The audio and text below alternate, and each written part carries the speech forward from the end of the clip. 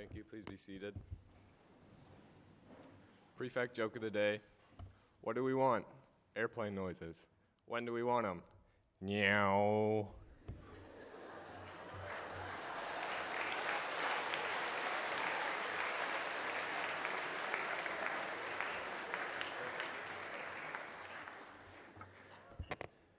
Airplane what? Noises. Oh, okay. Sorry. Bit slow this morning. Good morning, everyone. Just before I get going this morning, I'd like to welcome a few people. First of all, I'd like to welcome back our ongoing relationship with Azubu High School from Tokyo in Japan. I should be able to summon exactly how many years this relationship has been going. Countless years. Countless sounds good. But it has been going for quite a while, and so we're delighted this morning to welcome the boys from Azubu High School with their teachers, their advisor, Mr. Otani, Mr. Nakano, and Mr. Nakayama. Welcome, boys. Welcome.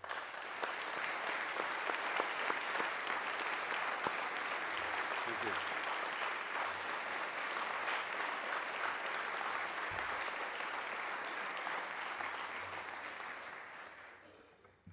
And we have three young people to welcome into our Shawnigan family this morning. And they are, and I'll ask them to stand, please. Joining us in grade 8 into Renfrew House is Erin Oldfield. Joining us in grade 8 into Strathcona House is Kyrene Zhang. And joining us into the prep in grade 10 is Hiroki Nakayama. There we are. Welcome, you three.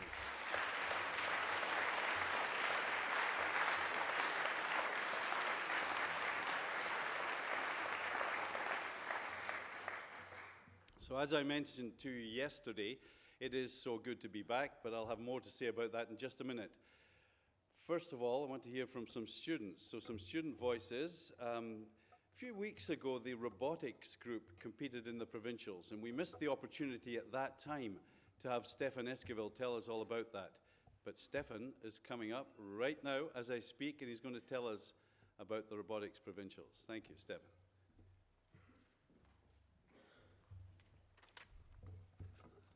For those who don't know me well, there is one activity that I dedicate a great portion of my time to. Whether it be engineering, building, or programming, for me, robotics is basically life. Some of my best memories at Shawnigan have been made during the countless midnight hours spent in the lab perfecting the design of our robot. For the 2 years that I've been at Shawnigan, I have enjoyed each season tremendously. The game this year was simple. Build a robot that can throw as many stars and cubes over a fence as possible in 2 minutes. Easy. Having started our research early and beginning more organized than ever, we were off to an excellent start. And that is when the storm rolled in, literally. Due to unusual weather patterns, our team was only able to attend 4 out of the 7 tournaments in our region. Despite this early setbacks, our team was persisted, winning a finalist trophy on home soil, as well as a finalist trophy in the North Island competition, qualifying 2 robots into the provincials. As the regular season drew to a close, we had one last shot to send a robot to provincials through the last chance qualifier. This was a special tournament containing 70 teams, all fighting for a spot in provincials. Competition was fierce, but our team came out undefeated in preliminary rounds and ranked top 10 in the province for programming. The judges were amazed with our design and performance of our robot. We were given the Build Award, earning us a 3rd spot into provincial championships. It had been a hard fight, but the worst was behind us, or so we thought. As we headed off to provincials with our 3 robots, we did the best to brace ourselves for the unexpected. With all the tournaments we missed, we knew that the teams had improved their robot designs a great deal, and the competition would be close. Then the tournament began. In preliminary rounds, one of our robots was tied for 1st place and was one of 2 undefeated robots before playoffs. The other 2 robots ranked 5th and 15th before playoffs. All our robots were selected to face off in the final playoff round. Our 5th and 15th place robots played close matches, but were unfortunately eliminated. With only 1 robot left, we needed to win the semifinals to qualify to World Championships. Then that was when disaster struck. Until that moment, our team was on a winning streak. We were destroying every match. It seemed we could do no wrong. We became careless, and without thinking to double check the battery ports, we placed our robot onto the corner of the court and awaited the starting bell. When it rang, our team jumped into action. Unfortunately, our robot did not. It turns out we did not plug in our battery required to power the arm of our robot. We were forced to stand by helplessly watching as our competitors won the match. As painful it was to have our season cut short, our team learned a valuable lesson that day. Robots do not work without a power source. Despite our bad luck, the judges were more than astonished with our performance and awarded our team with the Provincial Amaze Award. I would like to take this final moment to thank Shawnigan Lake School on behalf of all the members of the team for allowing this program to be as active as it is. I'd also like to thank Mr. Robertson, Mr. Baker, Mr. Mays, Mr. Custers, and Mr. Doig, or also all the people who made this great season possible. I would now like to call up Matt Kors, John Yang, and Sam Addison, and Hans Krones to present this year's winnings trophies to the Headmasters. Thank you.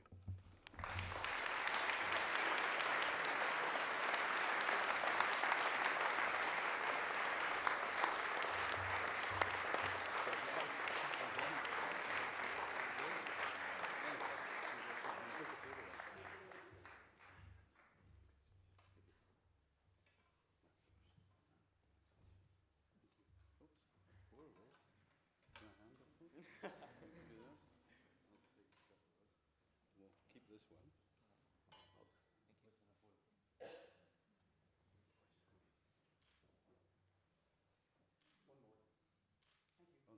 Thank you.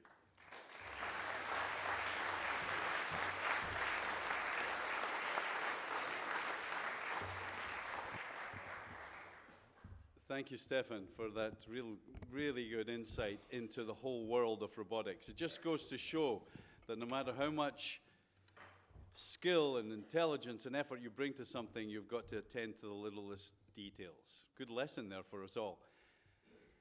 So switching now, another student, couple of student voices, going to tell you about what they were doing in Northern California last week.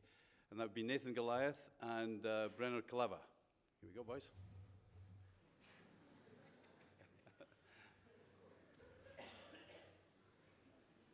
For those of you who didn't see, Brenner tripped just as he was coming out. That's okay. What a start. All right. Good morning. For the last week of spring break, Nathan, myself, and 18 other junior boys had the privilege of going down south to California for our rugby tour. We all arrived at Lonsdale's house on March 19th to start our training camp the following day. These were the first few hours we were all together as a team. After a day of hard training, we all went out for a team meal at White Spot and Duncan. The following day, we woke up bright and early, ready to smash our first opponents of the tour, but more importantly, catch our plane. Once we landed in San Francisco, we got on our bus and drove down to meet our billets in Wilder Field. It was a great first end of tour. The following morning, we met at Wilder Field, and for Miguel, it was 8 o'clock for our Alcatraz prison tour. It was amazing, and after we went to Fisherman's Wharf. There, I met the sweetest old lady, who was so kind. Admittedly, she then proceeded to hustle me for $20 of a lifetime of peace. Wanting to take out some of my anger for my loss, I suited up for our game against La Marinda. To my surprise, not only were they heavier in numbers, but some of their players were even heavier than me. After a tough game, we did not get the result we wanted and walked away with the loss. We had dinner with the La Marinda Rugby Club at their clubhouse, and after a delicious meal, to our delight and to La Marinda's, Miguel Migs Ranzez gave us a public performance of his hit song with over 4,000 listens on SoundCloud, rapping in the shower. The next day, we squared off against Golden Gate, who were less heavy but still much heavier than me. And after another hard game, we spent the night with their players. In the morning, we were gifted with a day off. After a meetup at Mariloma Field, we set a course for the state's capital, Sacramento. While on the road, we had a quick break at a nearby bowling alley. Although the game was quite short, we still had a lot of fun. Once we were back on the bus, it was a short ride to Jesuit High School, where we met our billets. This game was our toughest competition yet. After a third hard-fought game, we ended our tour with a win against one of the strongest teams in the USA. All in all, the tour is one of the biggest highlights of our year. We learned lots about what being a part of a team is and the responsibility it takes to go on tour in a large group. Also, that playing rugby on turf is not a good idea. Take Moman's Face, for example. We'd like to thank all the players that took part in this tour to help represent the school in the best way we could, and our bus driver, Ian, that had to put up with 20 teenage boys in one small confined bus for nearly a week. Most importantly, we'd like to thank our coaches, Mr. Remote and Mr. Plater, as well as the headmaster, Mr. Robertson, for making this tour happen. The amount of time and effort it took to plan this and to make sure Meigs was on time at meetings is immeasurable. We hope all future junior rugby boys consider going on tour in the years to come. It is a great opportunity and privilege to get to go on these trips with your classmates and play some good rugby.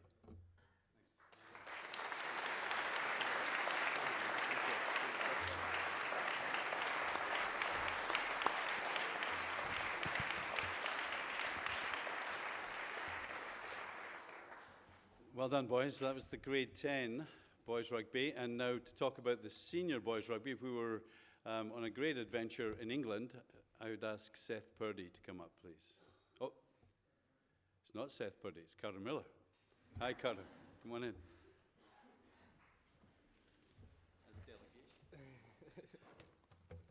Good morning, everyone. Collectively, we went down as a group to play in the Vancouver Sevens Festival. We put 2 teams in, both of which placed strongly, with Black defeating BC in the final and Gold finishing close behind in third. This spring break, I also had the pleasure of going to England with 25 players from our rugby team. We landed in Heathrow on the second week of spring break. Our first tournament was the Rosalind Park Sevens. We had a strong start to tour, playing 4 games, then advancing to quarterfinals against Simon Langton. Unfortunately, we lost 29-24 in a well-fought battle. We then went on to play one of the best high schools in England called Millfield and tied them 17-17. We finished the tournament 8th out of 177 teams with a 6-1-1 record. This is the biggest high school sevens tournament with a total of 823 teams from all over the world playing at the same venue. We then immediately transferred to our second tournament, which was where the game of rugby was born, at rugby school. This was a big event as it was their 450th anniversary, and there was teams from Australia, New Zealand, Scotland, Wales, South Africa, and Northern Ireland competing. We played an exhausting 5 games in one day, the first 2 falling short to Clifton of England and Nelson of New Zealand. We rebounded in our next games against Landover College of Wales, Royal Belfast Academical Institution of Northern Ireland, and Michael House of South Africa, just missing out of the Cup quarterfinals by 1 point. On our second day, we played hard, but lost out in 2 close matches. We placed 8th in the rugby school's 450th anniversary sevens tournament out of the 16 of the best teams in the world. On behalf of the rugby team, I would like to thank the coaches, Mr. Robertson, and everyone who made this tour possible. These are memories I and the whole rugby team as a whole will never forget. Seth and Will, please come forward to present Mr. Robertson with our tour flag and this book from the rugby school that was made up as a part of their anniversary celebrations.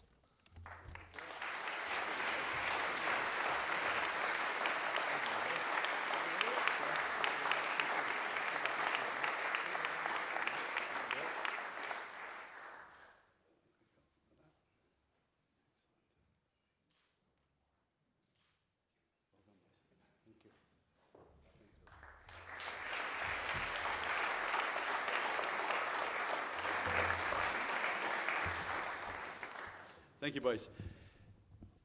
So just to add to that, I had the great privilege of being there for part of the Rosalind Park Sevens and for all of the Rugby Sevens. And as Carter said, it was pretty special. So here you were on the field where this game, which has become just one of the traditions that we follow at this school, and has a longevity at this school, but where it all began, where the first young man decided to do something different, and instead of kicking the ball around in the soccer that they were supposed to be playing, picked it up and ran with it. And that would be this William Webb Ellis on the close at rugby. 450 years old the school is, and we have some great moments of our relatively young 100-year-old school being represented there with the Canadian flag proudly in this beautiful setting. It was, it really was the stuff of memories for a lifetime, and I know that everyone who was there feels that way. One of the things that it reinforced to me, and that was followed up by my subsequent visit back down to London, was the longevity. And that's part of the attraction, I think, that we all feel when we go traveling. When we go to traveling to places that are considerably older than Canada, it reinforces this notion that people have been around for a while and that they've been doing marvelous things. Sometimes they've been doing not so marvelous things, but they've generally been doing so many marvelous things and creating these things of beauty that last forever, these classic buildings. And so the attraction of going to some of the world's established major cities, whether it's Paris, Rome, Athens, wherever it is, London would be one of those. You actually draw inspiration from seeing these creations, and I'm sure a number of you have felt that. When you stand there and look at Westminster Abbey or look at the Houses of Parliament, and you see the care that went into the construction, it really does give you a feeling of connection, I think. Despite any of the attacks, literally, that have taken place on some of those uplifting values that have created those buildings. Attacks I'm not going to dwell on this, but I had the misfortune to arrive in London at exactly the same moment as that terrible event was taking place. And in fact, was there, so 600 meters away from where it was all happening, which was a rather surreal and strange and uncomfortable feeling. It was something that will sadly stay with us for a long time. It just is so incredibly sad, especially as you watched the aftermath and heard the details, that so incredibly sad that someone could inflict so much pain on strangers. And that, we see that all the time in the news, but it's never wrong for us to talk about how wrong that is, right? Because collectively we have to keep subscribing to those eternal values of the difference between good and bad and right and wrong. There's too much of that becoming obfuscated or becoming lost in and around the world. So that was incredibly sad. But as I reflected, as anybody would in that situation, as I reflected afterwards and I was around the area, you always come up with more questions than answers. That's just, it's easier to come up with questions than answers. And I know that the whole situation merits a much bigger series of debates because it's incredibly complex. It's not just simple. But where I got to in my little reflections, and it touches on something I've said before, but it's worth repeating, is the only war that we really want to be waging is the war on ignorance. That's the only one. Because we need to educate people broadly, and I stress broadly. It's not just educating them, it's educating them broadly. We need to teach people to think. Ignorance is literally not knowing. But worse, it's only being partially informed, or even, dare I say it, misinformed. So we have to collectively, all over the world, we have to counter ignorance. Because ignorance is at the heart of so much fear. And fear is what drives some of these terrible decisions that are made around the world. Fear.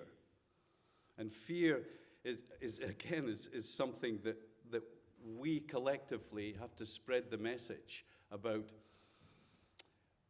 controlling fear. It's not a question of absence of fear or rejecting fear. It's about controlling fear. right? And if anyone's ever stepped on the stage or stepped onto the field for a big game or a big competition or whatever, you know all about controlling fear. That's what it's about, controlling fear. In that particular instance, it was so uplifting in tough situation to see people immediately start walking over their bridge, reclaiming their bridge. Hundreds of people walk over this bridge both ways every hour, Westminster Bridge in London. And they just refused. They refused to submit to the fear that this was no longer safe to walk over. And so we did the same. We walked over it and paused to pay our respects to the various places on the bridge where tragedy had unfolded. So I guess what is my message to you? My message to you this morning, and I picked it up in one of the newspaper reports on this whole unfortunate incident, which was we need to learn to live with fear, not to live in fear. There's a big difference between living with fear and living in fear, and we have to control it. I know that it is a much bigger topic, and there was no way I could ever do justice to it this morning, but I felt that it was so significant that I had to at least mention it. At Shawnigan, much more locally, every day, all day, we help each other to conquer fears, large and small, often fairly insignificant.